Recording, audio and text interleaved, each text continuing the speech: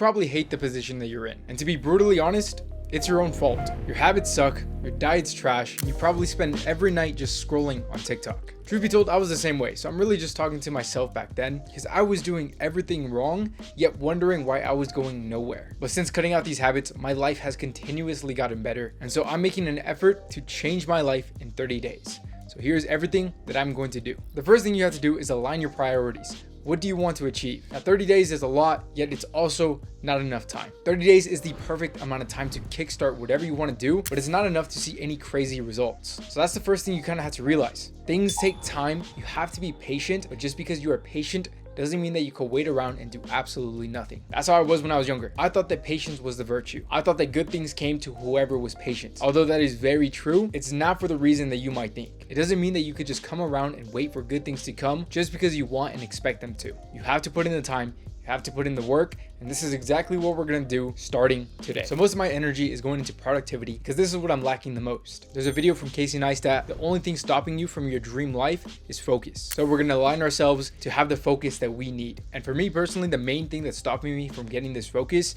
is because my health sucks. Sure, I'm a healthy individual. Sure, I could run a mile, probably faster than the average person, but my diet still sucks. And therefore, throughout the day, I still feel groggy and tired. And so in order to be a healthier individual, let's focus on the 3 things that you need to start doing: sleep, diet, and exercise. Now, most people need 6 to 8 hours of sleep. Some people can function perfectly fine with less than that. Unfortunately, I'm not one of those people. So 6 to 8 hours is more than enough for me. And more important than anything is the quality of your sleep. Just because you're in bed for 8 hours doesn't mean you slept for 8 hours. One thing that helps me a ton is getting a fitness tracker. Apple Watches, Whoop, Fitbits, whatever you want to use, just make sure you're tracking the quality of sleep. And for example, the Whoop, aim for the greens. Some things that help me out with this are no screens before bed. I try to stay within the 30 to 45 minute range. No food or liquids an hour before you go to sleep, and sleep in a dark and comfortable environment. Now let's talk about your diet. Now, the first place I recommend to everybody is define your goals when it comes to your diet, because all your fitness goals are really dependent on your diet. But before we get into that, the main reason why you're probably feeling groggy and tired throughout the day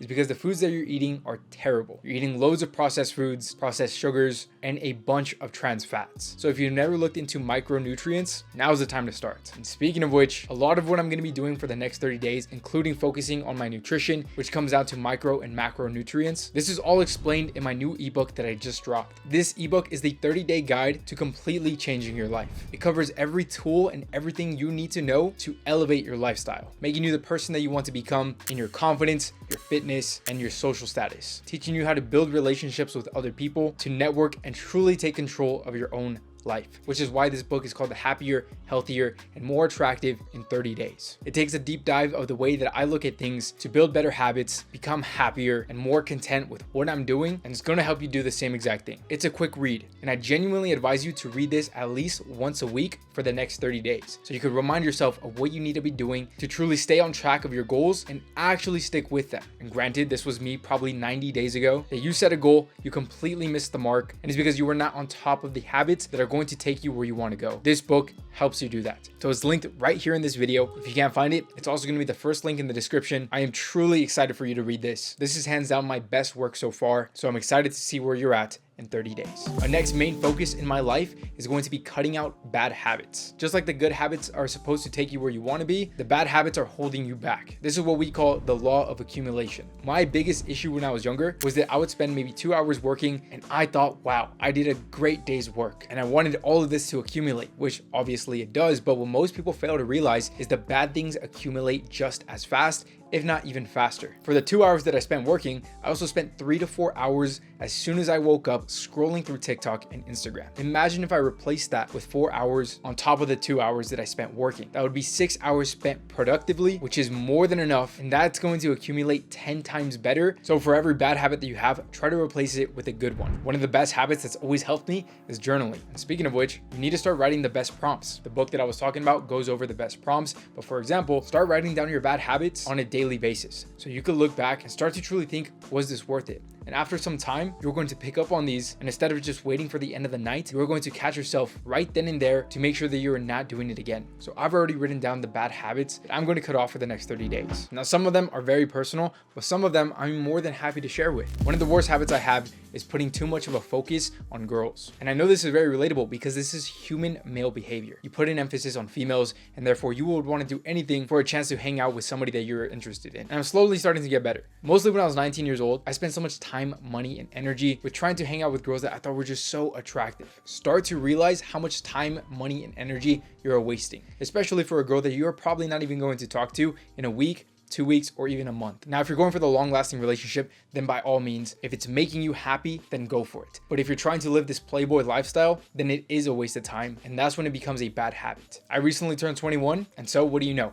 I started getting into the habit of drinking and gambling. But for the next 30 days, I have to be strict on myself. So I'm cutting these habits for 30 days. And like I said, 30 days isn't enough to change anything. So obviously you want to continue out more than that, but 30 days should be your minimum. And that's what I want you to do. I want you to get this ebook, try it for 30 days and go for as long as possible, whether it's 60 days, 90 days. I guarantee you the longer you continue these out, the more you'll notice you are going to change your life. And most importantly, establish your why. Chasing goals is fun. Chasing objects and materialism can be cool sometimes, but let's be real, you are never going to be truly satisfied unless you have a good enough why. And obviously it's a great feeling when you buy a car, when you buy a new watch, whatever you're into, but it's never going to be satisfying enough until you chase things for a specific purpose. And when you do this, it is much easier to start falling in love with the process rather than results. If you only focus on results, you are going to get burnt out extremely fast. And like I said, we're really going to be focusing on productivity. So going outside, get some vitamin D, get some blood flow in your system, ideally first thing in the morning or whenever you need a break. I talked about replacing bad habits. This is exactly what I started to do. Whenever I was tired and exhausted, I would step away from my desk and go straight on my phone. This is a waste of time and is going to leave you feeling even more groggy. Instead, go for a small walk, go outside, get some fresh air. You're going to feel a lot better. Now, ideally in these 30 days, you're going to be more strict on your screen time because your screen time is probably what's killing you off to begin with. Your brain is probably fried because you are constantly scrolling through TikTok and constantly at a high with dopamine, which makes all the little tasks feel so tedious and so boring. This is why you can't sit down and read a book, because you have TikTok brain. Unfortunately, Subway Surfers is not going to play at the same time while reading. So start training your mind to not only fall in love with these tedious tasks, which hopefully at the end of the 30 days, you don't find them so tedious at all. Most importantly,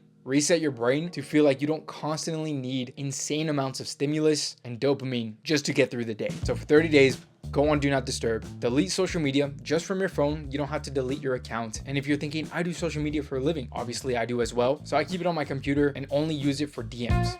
Not DMing girls, but sometimes if I need to get in contact with a brand or somebody that I talk to on Instagram, I do it through my computer. And now here's my biggest challenge, which is staying clean and organized. I'm an extremely messy person, and I'm really trying to train myself to get better at this. But for at least 30 days, clean up after yourself, stay organized, not only on your workspace, but ideally through your day. Now, I've never been the kind of person to schedule out everything. My day always looks a little bit different, but as long as you're following certain guidelines and you're doing the same things over and over again, doesn't have to be at specific times, but throughout the day, that's what helps me out the most. Now, if you're the kind of person to schedule out your days and that's what works for you, then by all means, try it out. Doesn't work for me, but that's the beauty behind things. Everyone is different. So these general guidelines should work for everybody. But just because I wake up at 6:30 a.m. doesn't mean that you have to. I know people who wake up at 10 a.m., but as soon as they wake up, they are ready. But their brain doesn't turn off until 12 or 1 in the morning. While I'm, on the other hand, at 11 p.m., my brain is fried. All I want to do is just go to sleep. So exact schedules are different, but general guidelines should be the same, and that's what's going to work for me and for you. But you should at least have a list of the things that you need to do throughout the day. I try to put a focus on things that pay the bills. Again, I take a deeper dive in that in the book, but that's exactly what helps me. Right now, I'm trying to get better at using Notion. I know tons of people who get a lot of stuff done,